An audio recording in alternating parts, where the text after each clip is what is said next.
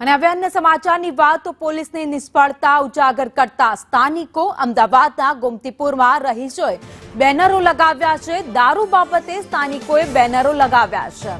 પોલીસે દરોડા કર્યા તો દારૂ ન મળ્યો। જનતાએ રેડ કરીને 200 લીટર દારૂ મળી આવ્યો છે। 20 વર્ષથી ચાલે છે અહીંયા દારૂનો ધંધો। અનેક રજૂઆત કરવામાં આવી તેમ છતાં પણ પોલીસ કાર્યવાહી નથી કરતી। પોલીસે કાર્યવાહી ન કરતા આખરે આ બેનર લગાવ્યા છે। ગુજરાતમાં દારૂબંધી માત્ર કાગળ ઉપર જ હોય તેવો વધુ એક કિસ્સો સામે આવ્યો છે। ગોમતીપુર વિસ્તારમાં આવેલી શેઠ કોઠાવાળા વોરાની ચાલી છે, ત્યાં અનેક લોકો દારૂનું વેચાણ કરતા હોવાની ફરિયાદ જે છે તે સ્થાનિક પોલીસને અનેક વખત સ્થાનિકો દ્વારા કરવામાં આવી હતી અને અંતે પોલીસ દ્વારા કોઈ નક્કર કાર્યવાહી નહીં કરવામાં આવતા 3 દિવસ પહેલા અહીં બેનર જે છે તે લગાવવામાં આવ્યા હતા અને કહેવામાં આવ્યું હતું કે પીવાવાળા કે વેચવાવાળા અહીં કોઈ આવે નહીં। સ્થાનિકો સાથે વાત કરીશું। અહીં આપ સ્થાનિકો દ્વારા જે બેનર લગાડવામાં આવ્યા હતા, શું એમાં લખાણ લખવામાં આવ્યું હતું ને આખરે કયા કારણોસર એ બેનર લગાડવાની ફરજ પડી?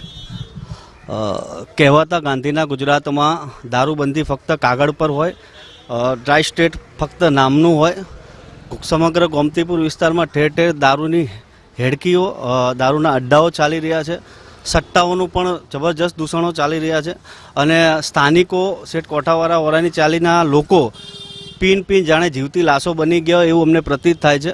છેલ્લા ઘણા સમયથી શેઠ કોઠાવાળા વોરાની ચાલીની અંદર દારૂ અને જુગારનું પુષ્કળ પ્રમાણમાં દૂષણ હતું। તેના વિરોધમાં સ્થાનિક મહિલાઓ દ્વારા જનતા રેડ કરવામાં આવી અને જનતા રેડ દરમિયાન આશરે 200 લીટર કરતાં વધુ દારૂ પકડી અને પોલીસ સ્ટેશનનો ઘેરાવ કરવામાં આવ્યો અને પોલીસને ઉગ્ર રજૂઆત કરવામાં આવી કે આજ પછી અમારે ત્યાં દારૂ વેચાવો જોઈએ નહીં। અને પોલીસે પણ અમને શાંતિપૂર્વક સાંભળીને કહ્યું છે કે હવે પછી ક્યારેય વેચાશે નહીં। અને બીજું કે એ પછી સ્થાનિકો દ્વારા શેઠ કોઠાવાળા વોરાની ચાલીના 5 મુખ્ય ગેટ પર બેનર મારવામાં આવ્યા હતા, જેમાં સ્પષ્ટ લખવામાં આવ્યું હતું કે દારૂ, જુગાર કે નશીલા પદાર્થોનું સેવન કરવું નહીં અને વેચવું નહીં।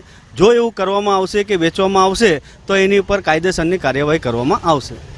અહીં જે આપણે લોકો દ્વારા જે બેનર લગાડવામાં આવ્યા હતા, પોલીસ દ્વારા શું કાર્યવાહી કરવામાં આવી? પોલીસે અત્યારે અમને આશ્વાસન આપ્યું છે કે હવે નહીં ચાલુ કરવા દઈએ, બસ એટલું જ એમને બાંયધરી આપી છે। કેટલા સમયથી અહીં આવો દારૂનું દૂષણ છે? કમસે કમ મારે અહીંયા આ 20 વર્ષ થઈ ગયા અને કન્ટિન્યુ 20 વર્ષથી હું જોઉં છું વારસાગત ધંધો ચાલી રહ્યો હોય, જેમ પેઢી ચાલતી હોય એવી રીતે ચાલી રહ્યો।